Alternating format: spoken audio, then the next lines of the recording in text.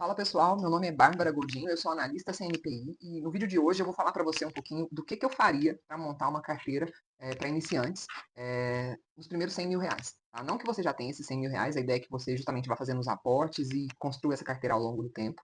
Eu separei aqui, principalmente em classe de ativos, e a gente vai falar um pouquinho de cada classe de ativo, como é que ela vai comportar dentro da sua carteira.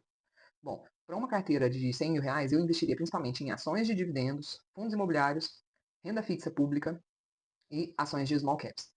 Nas ações de dividendos, eu focaria principalmente em setores perenes, que são mais previsíveis, como energia, saneamento, bancos, seguradoras. Geralmente, esses setores eles tendem a ter uma frequência de renda mais previsível, então isso vai ajudar no pagamento dos seus dividendos. Vai trazer uma recorrência de dividendo para sua carteira. Essas ações, geralmente, elas pagam uma vez ao ano, duas vezes ao ano, mas isso é importante. Enquanto os fundos imobiliários, eles vão te pagar recorrentemente todos os meses. Todos os meses a cota que você tem ali dos fundos imobiliários, eles vai estar entrando na sua carteira, e isso ajuda principalmente o compound da carteira, que é a formação dos juros compostos, é a famosa bola de neve. É isso que vai fazer com que você ganhe tração, principalmente nas quedas, eles vão beneficiar os seus aportes, porque eles vão potencializar os aportes. Então, como você está recebendo renda ali frequente, recorrente, uma queda na bolsa de valores pode apresentar uma oportunidade para ativos que já têm em carteira e precisa de fazer compras.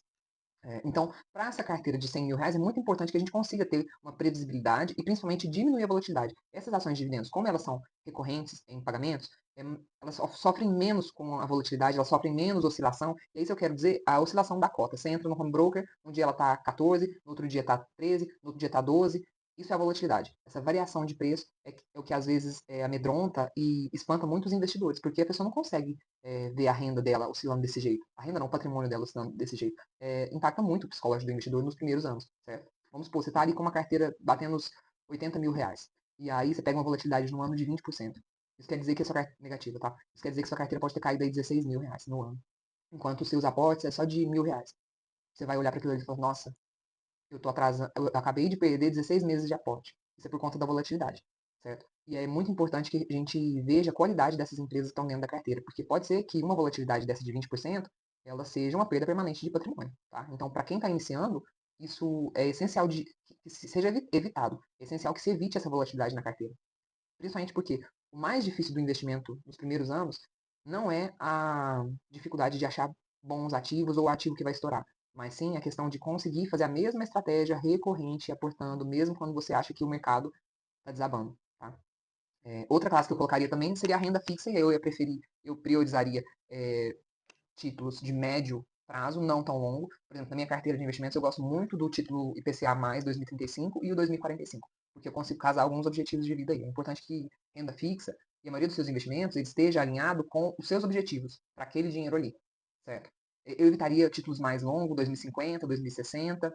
Não fico tão confortável, porque o horizonte de tempo é muito longo e aí nós não vamos conseguir ter uma previsibilidade muito boa para esses títulos, enquanto 2035 2045, pelo que eu vejo, eles são mais negociados do que esses títulos mais longos. E aí, na hora de você sair do título, que apesar de chamar renda fixa, esses títulos eles oscilam bastante. Eles têm volatilidade bem parecida com o mercado de ações, por exemplo. Mas é o que você garante o rendimento que você vai receber ali no final dele. Por exemplo, títulos, a NTNB 2035, que vai pagar, principalmente com juros semestrais. Eu gosto bastante porque ela vai ser uma outra ferramenta que vai te ajudar a pulverizar a sua carteira. Ver aquela recorrência de renda. 2035 e 2045. Eles têm uma volatilidade muito parecida com ações. O último estudo que eu fiz semana passada, 2035 estava com uma volatilidade anual de 19% e 2045, 29%. Então, assim, às vezes é mais volátil até que a classe de ativos ações, por exemplo. Certo? E apesar de chamar renda fixa, eles podem oscilar e aí você abre sua carteira, ele está ali oscilando, o título está negativo e você fala, nossa, mas não era renda fixa? Tá? Isso aí é a questão da marcação ao mercado. Outra classe de ativos que eu colocaria também na carteira seriam as ações de small caps. São ações que têm baixa capitalização. E aí é importante que, ainda que elas sejam empresas pequenas, a gente escolha por boas empresas, com grandes históricos, com bons históricos. A gente tem empresas small caps na bolsa com histórico de 50, 60 anos. Tá? Apesar de elas terem um baixo valor de capitalização, porque elas sofrem justamente em épocas de juros mais altos, como a gente está vendo agora, mas a gente também tem que ter uma visão contracíclica, que se essa classe que está sofrendo agora pode ser provavelmente a próxima classe a se beneficiar, tá? E aí isso é uma parte da mentalidade do investidor, a inteligência emocional do investidor.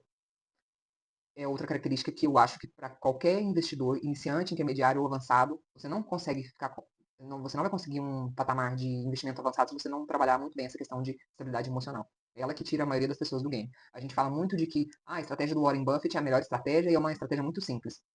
Mas a gente precisa de considerar que, para executar essa estratégia, comprar boas empresas a bons preços e reinvestir os investimentos, é necessário um nível de continuidade, de cadência, de repetição do mesmo comportamento por anos a fio. E quando você extrapola isso, não só para investimento, quando a gente vai pensar no universo como um todo, né? Quando a gente sai da bolha de investimento, vai pensar, poxa, se você analisar as pessoas que terminaram a faculdade, as que começaram, as que terminaram, não é a minoria. Pessoas que conseguem ser assíduas na academia e em dieta, é a minoria.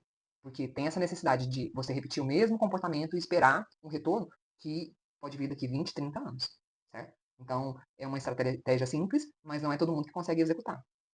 Então, é importante. Esse primeiro vídeo foi justamente para falar sobre as classes de ativos que eu colocaria numa carteira de até 100 mil reais investido.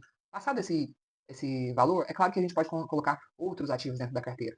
Cripto, investimentos internacionais, REITs, certo? Mas esse primeiro momento aqui, eu acho que pode ajudar bastante quem quer começar a investir, quem ainda tem segurança e pensa como montaria essa carteira, porque é importante a gente priorizar a diversificação. E aí, tem um outro ponto aqui. A gente pode priorizar a diversificação, mas tem que tomar cuidado para essa carteira não virar uma coxa de retalhos, certo? E aí entra o papel do consultor de investimentos, do analista de investimentos, que é quem vai te orientar melhor a como construir uma carteira de acordo com seus objetivos, de acordo com seu estilo de vida.